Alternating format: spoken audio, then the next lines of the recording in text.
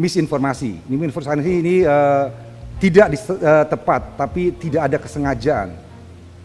Tapi semuanya kami perlu melakukan pengaturan, pengendalian, bukan untuk membatasi masyarakat terhadap kebebasan berekspresi atau kebebasan berpendapat.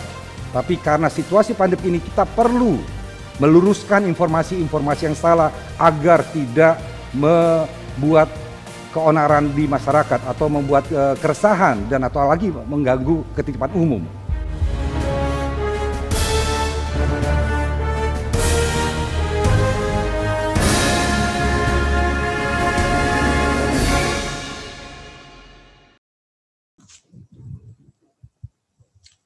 Selamat datang di Cemara 19 Channel dalam program Current Issue, program informasi aktual seputar kebijakan pemerintah dan informasi yang tengah menjadi perbincangan publik saat ini. Seperti diketahui bahwa informasi tanpa disertai data valid atau dikenal dengan hoax merupakan salah satu tantangan terbesar penanganan COVID-19 di Indonesia saat ini. Dan hoax ini dipastikan bisa mengacaukan informasi di masyarakat, khususnya tentang COVID-19. Untuk membahas hal ini, kami sudah terhubung dengan Bapak Rizal Marangeng. Beliau adalah pendiri Freedom Institute. Halo Pak Rizal, terima kasih sudah bergabung bersama kami terkait dengan hoax sendiri Pak, yang merupakan salah satu tantangan terbesar penanganan COVID-19 di Indonesia saat ini. Menurut Bapak, apa sih pendapat Bapak tentang hoax di tengah pandemi ini? Mulai informasi tentang COVID-19 hingga sampai merambat ke masalah publik. Dipersilakan, Pak. Terima kasih Mbak, makasih.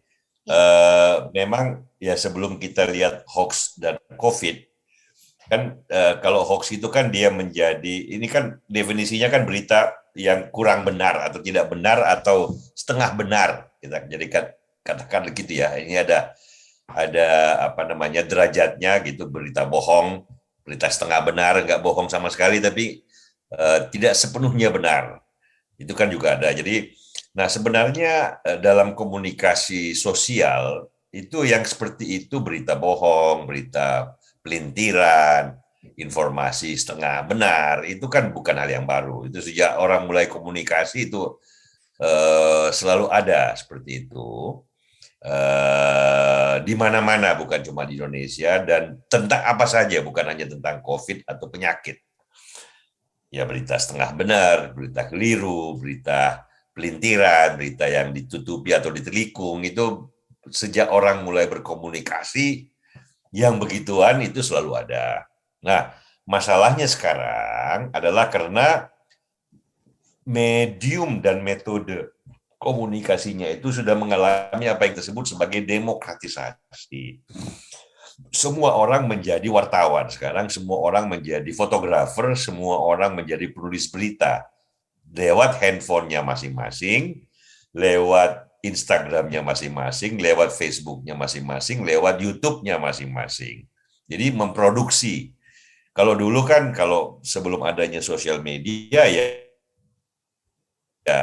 di publik kan disaring oleh para editor, para wartawan, ditulis wartawan, diedit oleh editor, oleh pemimpin redaksi, dirapatkan dan diseleksi yang mana yang baik, yang mana tidak baik, yang mana perlu diketahui, yang mana tidak perlu. Ya dulu pun selalu ada koran kuning, koran yang sukanya gosip, tapi kan itu bukan dengan sengaja menyebarkan kebohongan, tapi membahas sisi lain dari kehidupan yang tidak serius. Nggak bohong mereka, tapi remeh-temeh gitu, itu ada aja. Nah, kalau sekarang bukan hanya koran-koran itu, bahkan koran dan televisi dan majalah itu sudah berkurang perannya, sudah tinggal berapa persen lah dari volume komunikasi umum. Kalau dulu mereka 100%. Tetapi sekarang ini mereka menjadi minoritas, yang muncul adalah koran, majalah, film, video klip, segala macam yang lewat berbagai macam platform itu menjadi bagian dari komunikasi massal, komunikasi publik. Nah, karena tidak adanya saringan, tidak adanya Apa itu makanya muncullah gejala yang semakin meluas, banyaknya berita yang setengah benar, banyaknya informasi yang dipelintir, banyaknya informasi yang secara umum disebut hoax. Jadi bukan karena manusia makin jahat atau manusia atau masyarakat makin sering berbohong atau saling ingin membohongi yang lain, bukan. Tetapi karena adanya medium yang baru, adanya kemungkinan yang baru, sehingga apa yang dulu tidak ada, sekarang ada, dan meluas. Dan karena itu banyak orang kaget, loh sekarang kok banyak banget berita ya. Dulu sih bukan orang tidak berbohong atau tidak pelintir berita, cuman kan tidak ada mediumnya. Sekarang semua dapat medium, sehingga tetapi jangan hanya melihat dari sisi negatifnya. Karena yang ingin mengatakan kebaikan juga dapat medium yang juga cepat dan massal. Jadi kalau kita mau memberikan informasi yang benar, akan gampang sekali. Mereka yang memberikan informasi yang keliru juga akan gampang. Jadi tinggal bagaimana mereka yang mau mengatakan hal yang baik dan benar itu lebih aktif. Di sini ada peran pemerintah, menyaring yang mana yang berbahaya banget, yang sudah ekstrim disaring dalam beberapa mekanisme yang secara hukum memang diatur. Jadi tidak semena-mena. Kalau dianggap berbahaya, kalau dianggap ya namanya juga masyarakat kan harus ada tertib sosial, di mana orang hidup berdampingan secara damai, tidak saling berperang satu dan lainnya kan. Ya perang kata-kata boleh lah, tapi jangan sampai kata-kata yang tajam atau penuh dengan suasana yang kebencian ditelikung menjadi punya spillover dalam dunia kenyataan yang real. Itu yang harus dijaga, Nah, jadi sekali lagi soal hoax itu kita harus melihatnya dalam perspektif tertentu. Jangan kagetan, jangan terus kemudian hanya melihat di situnya, tetapi tidak melihat potensi baik yang dibawa oleh medium komunikasi baru ini. Jadi kalau kita mengeluh soal banyaknya hoax, jawaban paling bagus jangan melarang, tetapi berusaha lebih aktif mengatakan apa yang benar. Nah, mediumnya kan sama. Memang ada tendensi manusia untuk lebih suka percaya pada yang kontroversial, lebih suka percaya pada yang ngawur-ngawur. Ya, karena ada kandungan entertainment juga, ada kandungan macam-macam. Tapi itu kan tantangan demokrasi modern, bukan cuma Indonesia, dan bukan cuma soal pandemi.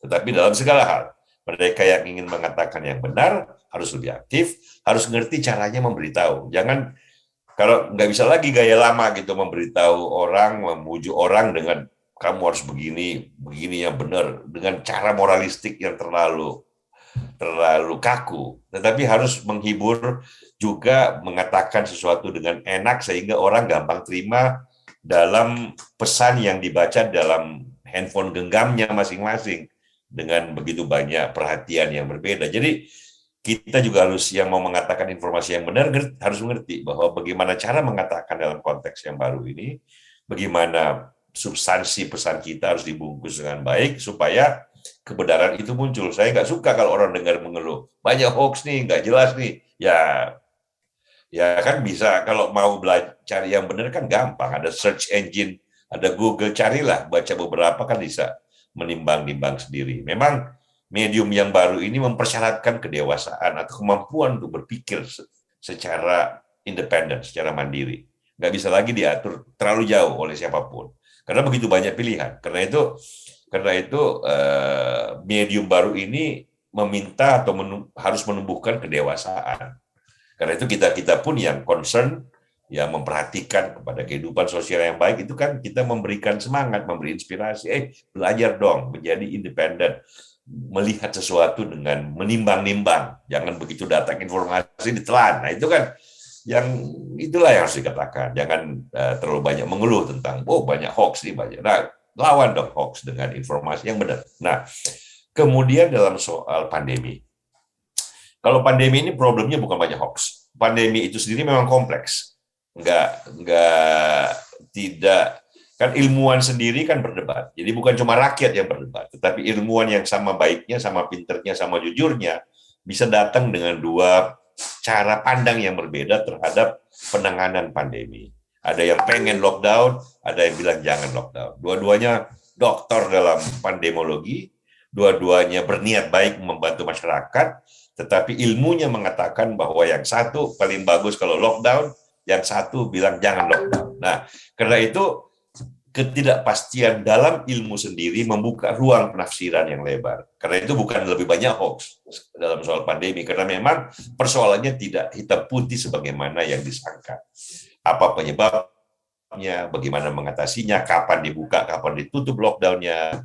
Lihat aja New Zealand, dulu kan kayak dia berhasil banget. Tapi sekarang kan orang berpikir kalau dikit-dikit lockdown sampai kapan nih kalau varian virusnya berkembang terus. Kalau kita kan lebih bagus, lebih fleksibel. Kadang PPKM, kadang kita buka, kadang level 4, level 3, tergantung perkembangan, lebih fleksibel. Enggak tiba-tiba satu negara di lockdown. Dan kemudian jadi problem, karena virusnya bermutasi terus, mau lockdown 5 tahun, mau lockdown 10 tahun, mau lockdown 20 tahun. Ya 20 tahun lagi kan kalau New Zealand kayak gini terus kan dia menjadi negara miskin. Nggak bisa. Turisme itu kan misalnya penghasilan mereka yang salah satu yang terbesar. Nah kalau itu ditutup, ntar lagi rakyatnya berontak dengan pendekatan seperti itu. Sementara di awal terjadinya pandemi, kan dianggap itu yang paling benar dan satu-satunya jalan. Tetapi setelah virus bermutasi, ada vaksin, ada kemudian kematangan melihat, oh ternyata resikonya nggak segawat yang diduga dulu gitu.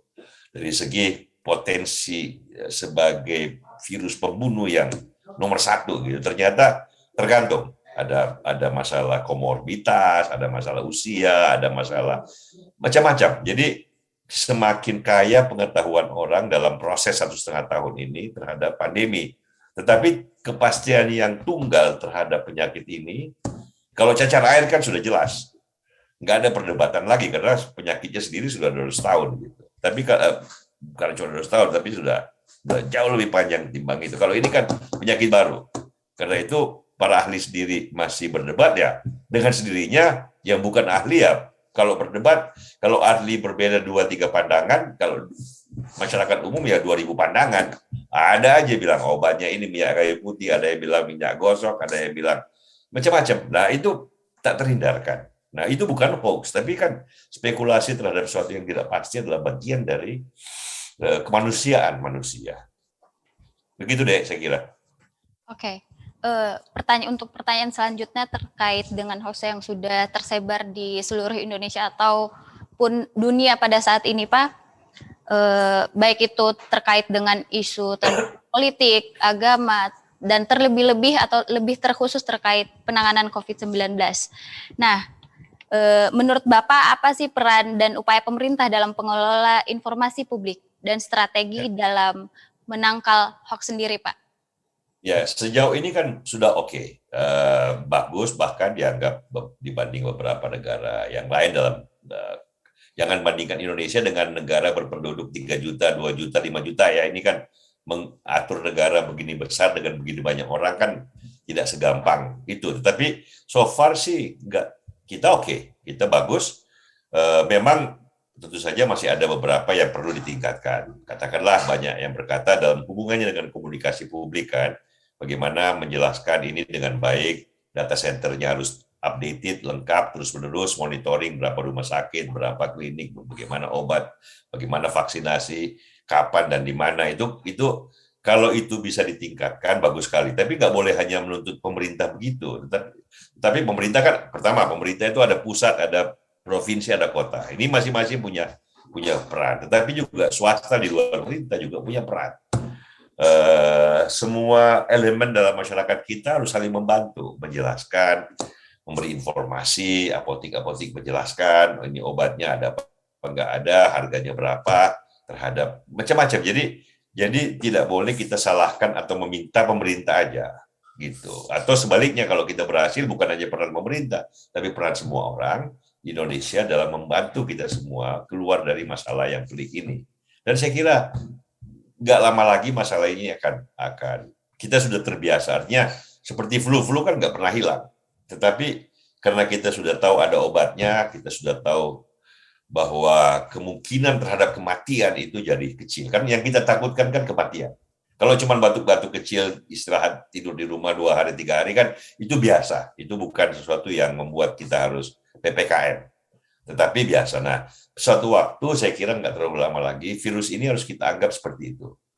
Sejauh akibatnya pada kematian itu bisa dikelola dalam proporsi takaran yang bisa diterima secara moral, itu kita harus menganggapnya sebagai bagian dari kehidupan, resiko kehidupan umum yang wajar-wajar saja. Kita kan nggak bikin PPKM karena adanya DBD atau karena flu atau karena malaria atau karena tuberkulosis kan. Padahal itu kan resiko kematian juga ada, tapi kan karena kita menganggap itu bagian dari resiko untuk hidup dalam masyarakat seperti ini, ya sudah, kita hidup aja tapi jaga diri, jaga kesehatan, minum obat, minum vitamin, kalau ada apa-apa, kalau sakit istirahat aja. Itu saya kira yang seperti itu deh. Jadi tugas pemerintah pasti, tetapi kita semua juga harus sadar bahwa bukan hanya pemerintah dong, kita semua yang perlu mengatasi ini, karena ini penyakit sesuatu yang baru nih, nggak bisa dengan cara pandang lama, dikit-dikit saling menuduh atau apa. Ini harus bareng-bareng, dan paling banyak juga masalah persepsi, bagaimana kita memandang kehidupan dan resiko dalam kehidupan. Oke Pak, untuk upaya pemerintah dalam menangkal hoax sendiri sudah sangat bagus ya Pak ya, tapi menurut Bapak, apa sih sinkronisasi pengelolaan informasi dan komunikasi publik antara pusat dan daerah, khususnya tentang penanganan COVID-19 dan program pemerintah di tengah pandemi COVID-19? Saya kira sekarang sudah oke. Itu sering kali kan komunikasi antara Pak Presiden dengan gubernur, dengan bupati, dan kita sering melihat masing-masing ya di daerah masing-masing, pimpinan daerahnya juga secara aktif menjelaskan. Saya kira sejauh ini sih kita oke. Jangan terlalu banyak mengeluh deh. Ini kurang, itu kurang ya. Kalau kita mau cari kurangnya banyak ya kurangnya. Tapi sejauh ini kita lihat aja, relatif dibandingkan problem yang kita hadapi, kan kita sudah bisa mulai mengatasi dengan lebih baik, dan semakin lama semakin baik. Nah, memang kalau dalam soal pandemi ini bukan soal komunikasi yang paling penting menurut saya, soal bagaimana kita mencari vaksin sebanyak mungkin dan mengorganisasikan supaya vaksinasi terjadi semakin cepat ke semua bagian wilayah Indonesia dan semua tingkat kelompok masyarakat Indonesia. Itu yang paling penting, bukan komunikasi problem ini adalah problem organisasi. Jadi saya kira kalau kita bisa mendapatkan vaksin lebih banyak, lebih cepat, kemudian mengorganisasikan supaya vaksinasi terjadi jauh lebih cepat lagi, saya kira itu kuncinya untuk sejauh kita bicara pandemi ya, sejauh kita bicara pandemi. Oke. Untuk pertanyaan selanjutnya Pak, bagaimana sih peran media massa dalam menangkal hoax yang sudah tersebar di Indonesia saat ini Pak? Ya dengan lebih profesional, supaya dia media massa yang konvensional jadi lebih menarik, sehingga kebenaran yang mereka ingin sampaikan itu, informasi yang mereka ingin sampaikan dibaca. Kalau mereka tidak menjadi lebih menarik, lebih bagus, kan kita susah nih. Misalnya koran-koran yang ada sekarang seperti Kompas, Media Indonesia, atau majalah Tempo, atau TV, RCTI, Metro TV, itu kan seluruh harus berkejaran dengan perubahan-perubahan masyarakat, perubahan selera, perubahan pikiran, gaya bicara, gaya penyerapan gitu. Nah, mereka itulah sumber informasi yang sudah disaring kan. Mereka punya editor, redaksi, penulis yang mempertimbangkan dengan baik mana berita yang bagus, mana yang nggak bagus, mana yang perlu, mana yang nggak perlu. Tetapi cara penyampaian penulisan, program itu harus berkembang semakin baik, semakin disukai, karena sesuai dengan kaidah-kaidah apa yang dianggap baik dan perlu dalam masyarakat. Nah, ini yang harus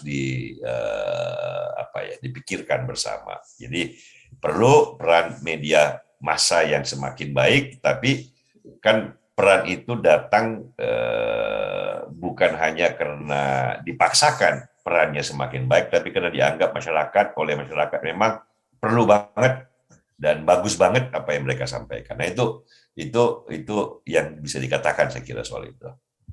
Oke Pak, baik. Untuk pertanyaan terakhir Pak, menurut Bapak apa sih himbauan kepada masyarakat guna untuk meningkatkan budaya literasi dan upaya yang harus dilakukan bersama dalam menghadapi hoax sendiri Pak? Nah, itu yang paling penting memang budaya literasi, supaya penangkal kebohongan atau pelintiran yang paling baik adalah kita sendiri kan. Tapi kita sendiri kan tidak bisa membedakan mana yang setengah bohong, mana yang sepenuhnya bohong, mana yang tidak bohong. Kalau kita tidak di tren, kalau kita tidak punya bacaan, kita tidak punya pengetahuan pergaulan dalam dunia informasi yang memadai. Karena itu bagus sekali Anda katakan tadi, bahwa ini budaya literasi nih. Supaya berita itu kita mampu cari sendiri. Jangan minta orang lain atau pemerintah yang nyaringkan buat kita. Tetapi kita mampu sebagai individu aktif yang bertanggung jawab, itu untuk mampu melihat begitu dapat kiriman berita atau kiriman informasi atau kiriman apapun lah. Kita mampu dalam menakar proporsinya, oh ini perlu apa nggak perlu, ini baik apa nggak baik, ini benar atau nggak benar. Nah itulah sebenarnya kuncinya. Begitu deh. Oke Pak, terima kasih Pak Rizal atas kesediaannya dalam program Current Issue kali ini. Semoga publik mendapatkan informasi yang jelas dan bermanfaat. Makasih. Terima kasih Pak. Maju terus Cemara 19 Channel. Mantap Maju punya. terus Pak. Saya Nini Marniastihia dari Studio Cemara 19 Channel. Cemara 19 Channel hanya untuk orang-orang yang ingin maju dan hidup damai.